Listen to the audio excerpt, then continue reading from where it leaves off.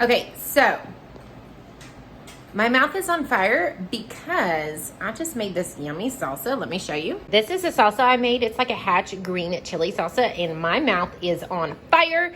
And I'm gonna show you today a quick little way to calm your mouth down if you have eaten something super spicy. Now, I'm not talking about milk. Yes, you could try milk, but I have an even better way to control that spice in your mouth.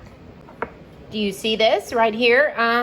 This is sugar. So all you're gonna do is take a teaspoon of sugar and put it in your mouth. All right, I'm gonna give it a try. All right, okay, here we go. Really don't wanna do this. It's a lot of sugar. Very sweet. This is so bad for your teeth. Okay. So I took it. It did help some, but I am feeling still some of the burn around like my tongue right here, like right here.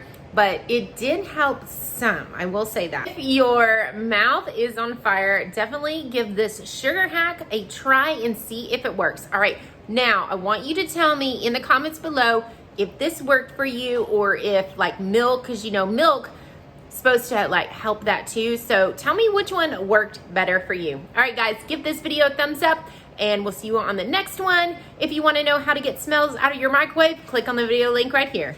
Bye.